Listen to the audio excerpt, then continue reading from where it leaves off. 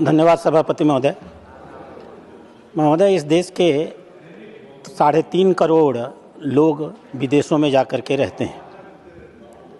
उनके माँ बाप, सास ससुर अधिकांशतः इसी भारत में रहते हैं। ये जो भी बाहर और विदेश पढ़ने गए और नौकरियां किया, वो सिर्फ अपनी योग्यता के आधार पर गए हैं, ऐसा नहीं है। माँ बाप अपना पेट काट करके, अपना सुख त्याग करके और कभी कभी विदेश भेजने के लिए अपनी ज़मीन जायदाद बेच करके उनके विदेश जाने की व्यवस्था करते हैं। वो इतने शिक्षित हुए हैं, उसके लिए भारत सरकार की, किसी की भी सरकार हो, उसने जो एक सस्ती शिक्षा और स्वास्थ्य की व्यवस्था की है, उसका भी योगदान होता है। शुरू में जब ये विदेश जाते हैं तो माँ बाप की चिंता करते हैं।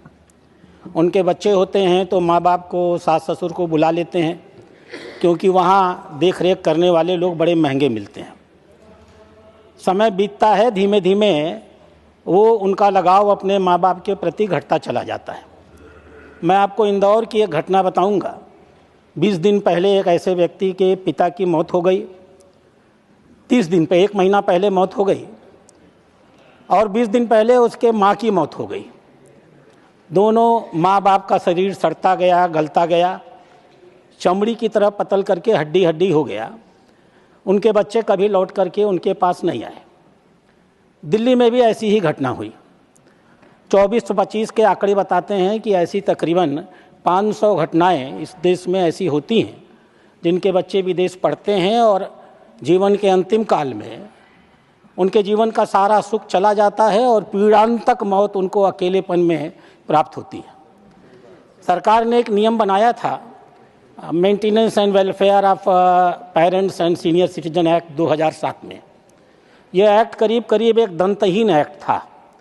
माँ बाप अगर कोर्ट में जाकर कहेंगे तब उनको सुविधा मिलेगी। इसलिए मैं आपके माध्यम से माननीय विदेश मंत्री से आग्रह करूँगा, जो लोग विदेश जाते हैं उनसे एक एफिडेविट लिया जाए कि वो विदेश जाने के बाद अपने माँ बाप के, अपने आय का एक निश्चित हिस्सा अपने माँ बाप की देखरेख के लिए अवश्य देंगे। माँ बाप के देखरेख के लिए केयर टेकर की नियुक्ति करेंगे। माँ बाप के हेल्थ इंश्योरेंस का प्राविधान करेंगे और कम से कम हफ्ते में 1 बार अपने माँ बाप से फ़ोन पर बात जरूर करेंगे।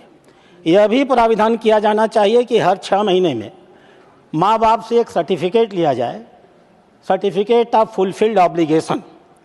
और जो माँ बाप इस प्रकार के ऑब्लिगेशन सर्टिफिकेट्स नहीं देते हैं, भारत सरकार को ऐसे लोगों का पासपोर्ट निरस्त करना चाहिए और उन्हें वापस भारत में बुला लेना चाहिए। मैं आपसे यही आग्रह करता हूँ।